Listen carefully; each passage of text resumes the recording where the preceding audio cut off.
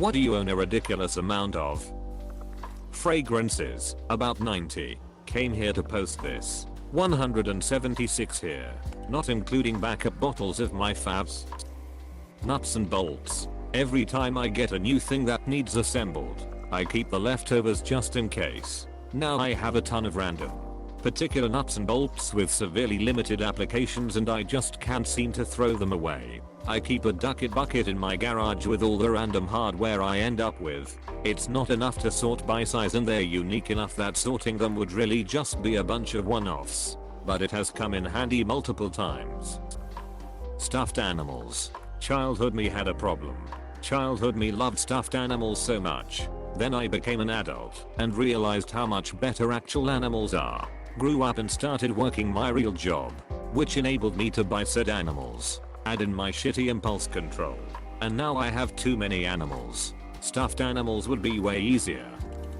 Salt and pepper shakers. I guess 7 pairs isn't ridiculous for some niche collector, but I'm not. But where the hell did they all come from? I have cows, sugar skulls, goats. I don't need to shake that much salt and pepper. My mom used to have a large collection. I'm talking shelves full of those duckers. We'd occasionally swap the boring ones from the table with a fun set, but they were mostly just on display. When I retire I plan on starting this useless collection hobby. Records. About 2,000 of them. Back in the 1980s all my friends gave me their records when they bought CDs. Crafting supplies. I'm a serial crafter, in that I like to get really into a crafting hobby for a period of time. Could be months, years, or sometimes just weeks. And then I move on to the next craft. I usually buy supplies for that hobby, as though it will be a lifelong passion. I'm also an aspirational crafter. I'll see the potential in raw materials which forces me to buy said raw materials. But then I get lazy and the project never comes to fruition. In short, I have 2 separate hobbies, collecting crafting supplies and crafting. Same exact answer here. It doesn't help that I work at a craft store, so I see other people's crafts, get inspired, tell myself my discount makes it worth it, and my depression won't stop me from doing anything creative when I get home. Yet here I am with so many unfinished projects. I still have a little piece of the inspiration for them. I just have to get around to the motivation part. The struggle is real. My craft room's got more UFOs than Roswell. I hope you find your motivation. Completing something can sometimes have a cumulative effect, in that you might get inspired to complete more. Paperclips. I have a whole drawer full of them. Where do they even come from? Exclamation mark. Empty boxes from ordering stuff. I'm taking them to recycling as soon as I decide I'm not gonna use them. I was so bad with boxes. And with 3 people in one house we were getting a lot of boxes built up. I finally got rid of them all. Broke them down and recycled them. Then I had no boxes to wrap anything in for Christmas and had to buy boxes. The box cycle is a savage and heartless one. Lumpy Christmas presents are more fun. Polyhedral dice. Blood sugar. Sex magic. I have 5 copies of this CD so it legitimately is something I own too much of. Socks. Socks. Socks. I got socks for my socks. Are you the sock monster in my drawer? Books. I'm never moving again.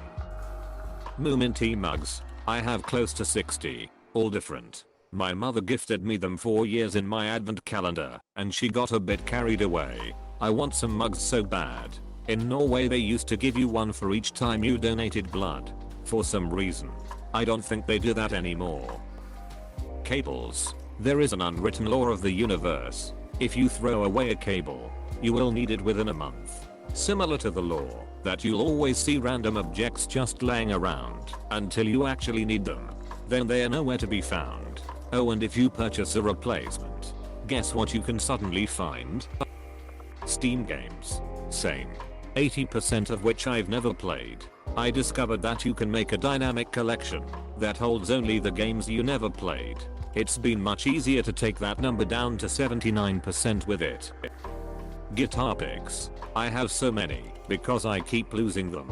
So I buy more. Then I clean my couch and find all the old ones, except the ones that the pick demon sucks into the vortex along with all the missing socks.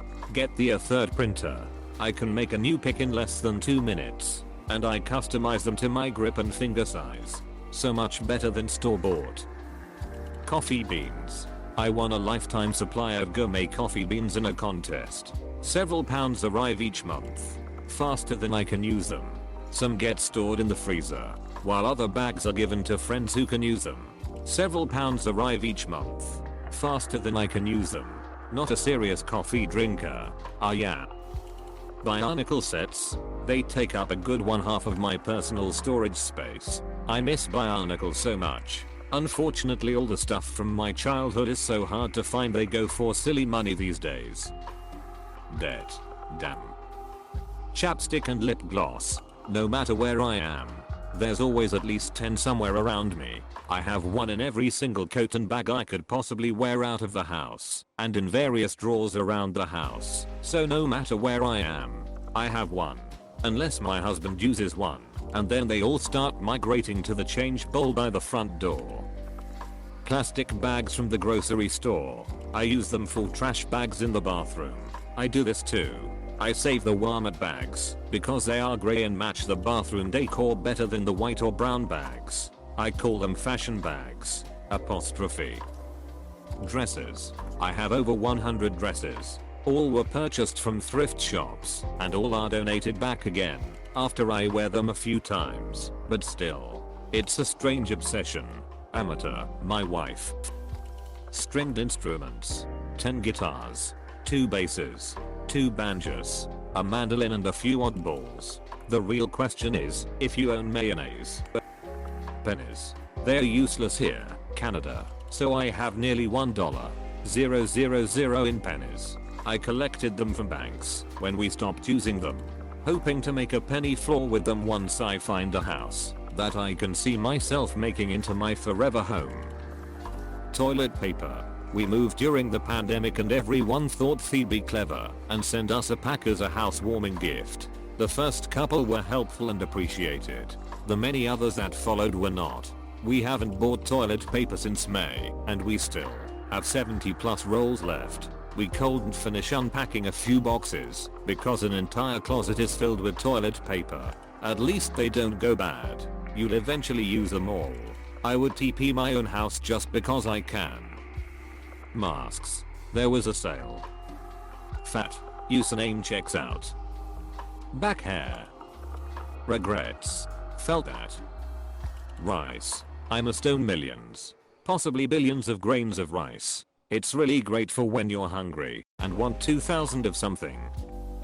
Dog toys. One of my dogs becomes obsessed with whatever new toy he gets and eventually destroys it, rips it apart, tears out the squeaker, or just starts trying to eat it. Even the big indestructible ones that companies advertise, he finds a way to wreck them.